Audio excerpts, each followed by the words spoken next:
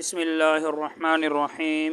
سبق پنجم، پانچواں سبق، دلالت لفظیہ وضعیہ کی قسمیں۔ یاد رکھنا، مناطق اصل میں معانی سے بحث کرتے ہیں، لیکن چونکہ معانی تو دل کے اندر ہوتے ہیں، اس کو کیسے سمجھیں گے؟ اس لیے مجبوراً ان معانی کو الفاظ کے سانچے میں ڈال کر بحث کرنا پڑتا ہے۔ اس لیے منطقی حضرات صرف دلالت لفظیہ سے بحث کرتے ہیں، اور پھر دلالت لفظیہ میں سے بھی صرف وضعیہ سے بحث کرتے ہیں۔ تو دلالت لفظیہ وضعیہ، کیونکہ افادہ اور استفادہ کے لیے یہی مفید ہے، اور گفتگو میں بھی یہ دلالت لفظیہ کا اعتبار ہوتا ہے، یہ استعمال ہوتا رہتا ہے۔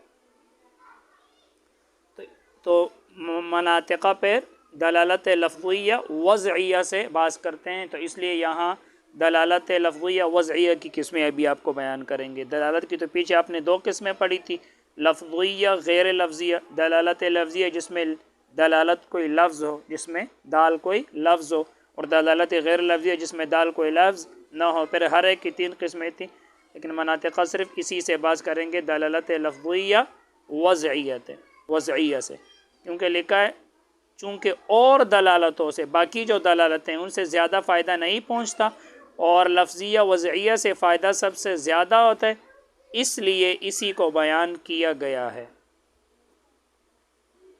اب دلالت لفظیہ وضعیہ کی تین قسمیں ہیں، دلالت مطابقہ، اور نمبر 2 ہے دلالت تضمن، اور نمبر 3 ہے دلالت التزام۔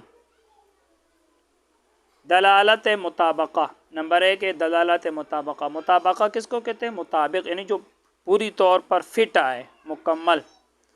تو دلالت مطابقہ وہ دلالت لفظیہ ہے کہ لفظ اپنے پورے موضوع لہو پر دلالت کرے۔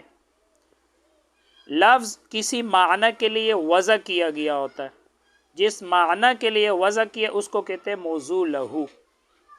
وہ دلالت لفظیہ کہ لفظ اپنے پورے موضوع لہو پر دلالت کرے۔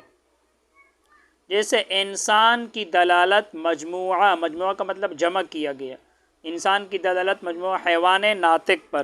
دیکھو، انسان کی حقیقت ہے حیوان ناطق، یعنی ایسا حیوان جو عقل کامل رکھنے والا، یہ انسان کی حقیقت ہے، انسان کی تعریف ہے حیوان ناطق، یعنی عقل کامل رکھنے والا۔ ناطق کا معنی بولنے والا بھی ہے، لیکن یہاں مراد جو ہے وہ عقل کامل رکھنے والا۔ عقل کامل رکھنے والا جو حیوان ہے وہ انسان ہے۔ حیوان آپ کو پتہ ہے جاندار کو کہتے ہیں، جاندار کو، اور ناطق عقل کامل رکھنے والا۔ تو ایسا جاندار جو عقل کامل رکھتا ہو، وہ کیا چیز ہے؟ وہ انسان ہے۔ انسان کے اندر عقل کامل ہے، تو انسان کی تعریف ہے حیوان ناطق، یعنی ایسا حیوان جو عقل کامل رکھنے والا ہو، یہ انسان کی تعریف ہے، انسان کی حقیقت ہے۔ تو اگر انسان بول کر اور مراد اس سے حیوان ناطق ہے، تو پورا موضوع لہو یعنی پورے معنی پر دلالت کر رہے، تو یہ ہے دلالت مطابقہ۔ یاد رکھنا، یہ جو منطق ہے یہ کوئی نئی چیز نہیں ہے، بلکہ یہ ہماری ہی باتیں ہیں، لیکن ہم جب باتیں کرتے ہیں تو وہ ہمارے ذہن میں مستحضر نہیں ہوتے، حاضر نہیں ہوتے۔ تو مناطق نے ہماری ہی باتوں کو جمع کر کے ایک علم بنا دیا، ایک فن بنا دیا، اور اس کا نام منطق رکھا۔ باقی یہ جو دلالت مطابقہ ہے، یہ جو دلالت تضمن ہے، یہ جو دلالت التزام ہے، یہ ہماری باتوں میں پایا جاتے ہیں۔ ہم بولتے رہتے ہیں، دلالت مطابقہ کا بھی استعمال کرتے ہیں، دلالت تضمن کا بھی، دلالت التزام کا بھی، یہ ہماری باتوں میں پایا جاتا ہے، لیکن ہم غور نہیں کرتے۔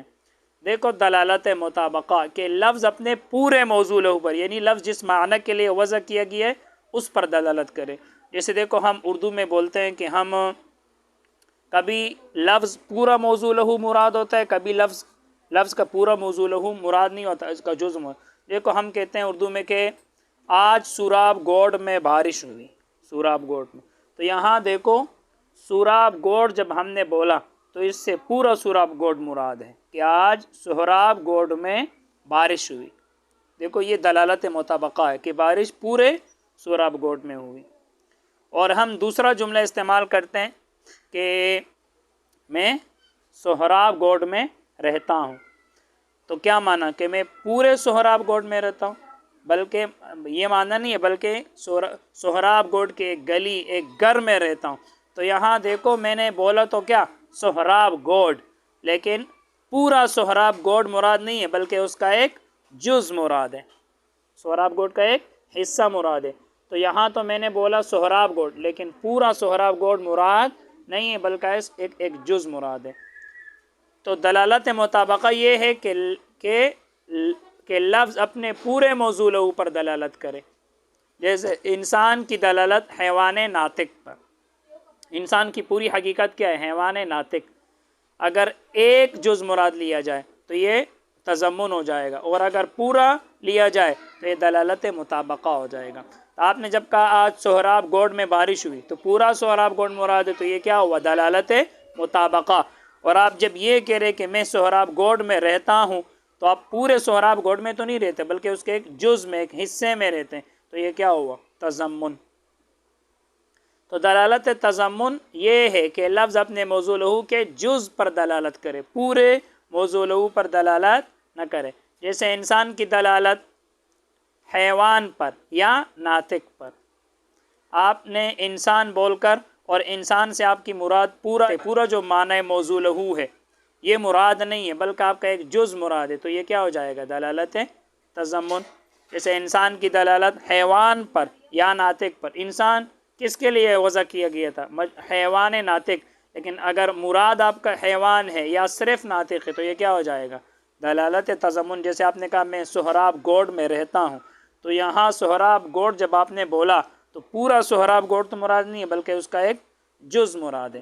تو یہاں دیکھو یہ دلالت تضمن ہے.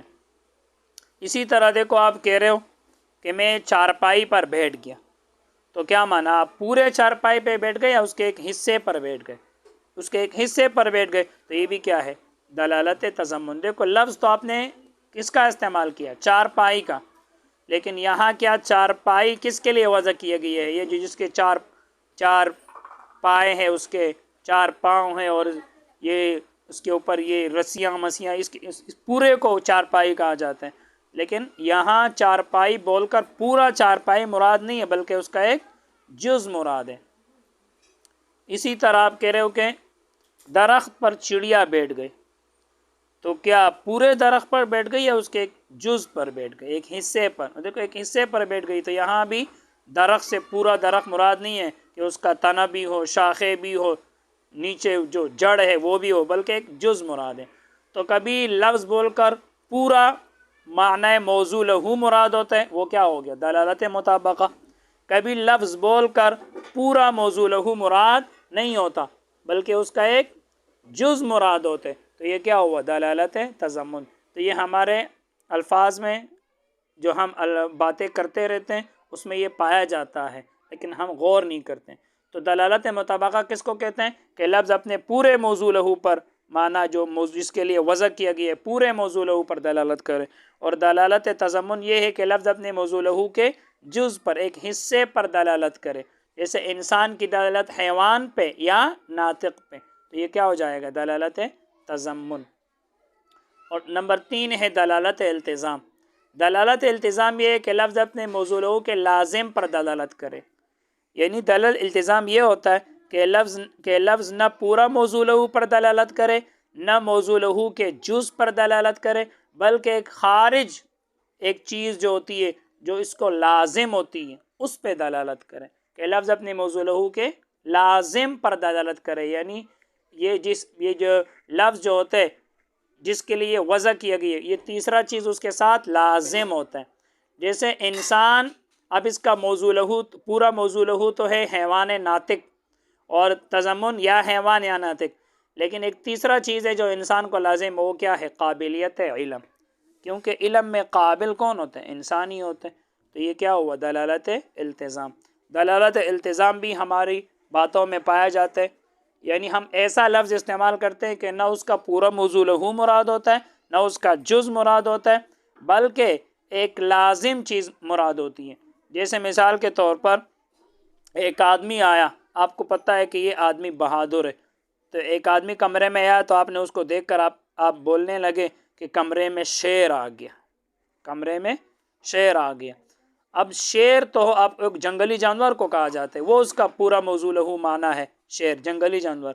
لیکن یہاں جو آپ نے آدمی کو کہا کہ شیر آ گیا، تو یہاں دیکھو معنی موضوع لہو مراد نہیں ہے، بلکہ ایک لازم چیز مراد ہے۔ وہ کیا ہے؟ بہادر۔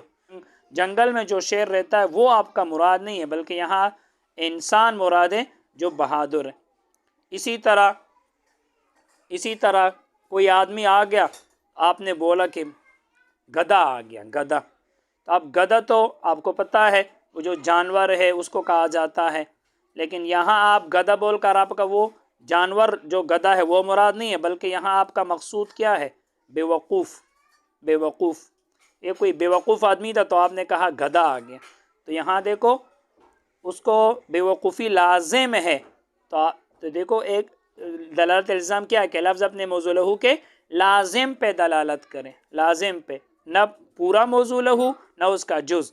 تو یہاں جب آپ نے کہا گدھا آ گیا، تو نہ تو گدھے کا پورا جس کے لیے گدھے کا لفظ موضوع وضع کیا گیا ہے، مقرر کیا گیا ہے، نہ پورا گدھا مراد ہے، نہ اس کا ایک جز مراد ہے کہ اس کا پاؤں مراد ہو یا اس کا سر مراد ہو یا اس کی آنکھیں مراد ہو، بلکہ یہاں آپ کا مقصد کیا ہے؟ بے وقوف۔ دیکھو ایک لازم معنی جو گدھے کو لازم ہے بے وقوفی، وہ مراد ہے۔ اسی طرح آپ نے کہا کہ بھئی سورج صبح سے شام تک ہمارے گھر میں رہتا ہے، صبح سے لے کر شام تک سورج ہمارے گھر میں رہتا ہے۔ تو اب سورج کس کو کہتے ہیں؟ وہ جو آسمان میں گول چمکدار ٹکیا ہے اس کو سورج کہا جاتا ہے۔ کیا وہ تمہارے گھر میں رہتے ہیں؟ نہیں، وہ تو اوپر آسمان میں۔ یہاں ایک تیسری چیز جو اس کو لازم ہے وہ مراد، وہ کیا؟ دھوپ، کیونکہ یہ دھوپ کس کو لازم ہے؟ سورج کو لازم ہے۔ تو یہاں دیکھو یہ دلالت التزام ہے کہ لفظ اپنے موضوع لہو کے لازم پر دلالت کرے، نہ پورے موضوع لہو پر دلالت کرے نہ اس کے جز پر دلالت کرے، بلکہ ایک تیسری چیز پر جو اس کو لازم ہے اس پر دلالت کرے۔ تو یہ دیکھو آپ نے جب کہا کہ سورج صبح سے شام تک ہمارے گھر میں رہتا ہے، تو سورج تو اوپر آسمان میں ہوتا ہے، تو تیسری چیز یہ دلالت التزام مراد ہے کہ سورج کو کیا لازم ہے؟ دھوپ، روشنی، وہ آپ کے گھر میں رہتا ہے۔ اسی طرح آپ کہنے لگے کہ میرے محبوب کا چہرہ 14ویں رات کا چاند ہے، میرے محبوب کا چہرہ 14ویں رات کا چاند ہے۔ تو اب 14ویں رات کا چاند تو آپ کو پتہ ہے وہ جو رات کو 14ویں رات کو وہ جو چمکدار گول ٹکیا ہوتے ہیں، 14ویں رات کا چاند تو اس کو، لیکن یہاں وہ مراد نہیں ہے، بلکہ ایک لازمی معنی مراد ہے۔ وہ کیا ہے؟ خوبصورتی۔ تو یہ جو دلالت التزام ہے کہ لفظ اپنے موضوع لہو کے لازم پر دلالت کرے، نہ پورے موضوع لہو پر دلالت کرے نہ اس کے جز پر دلالت کرے، بلکہ ایک لازمی معنی پر دلالت کرے جو اس کو لازم ہوتا ہے، لازم۔ تو دلالت التزام یہ ہے کہ لفظ اپنے موضوع لہو کے لازم پر دلالت کرے، لازم پر، نہ پورے موضوع لہو پر اور نہ اس کے جز پر دلالت کرے۔ اس کی مزید تفصیل اور خارجی مثالیں یہ انشاءاللہ اگلے سبق میں آپ کو بتاؤں گا۔ بس آج کے لیے اتنا ہی۔ اللہ تعالی ہم سب کو علم نافع عطا فرمائے۔ السلام علیکم۔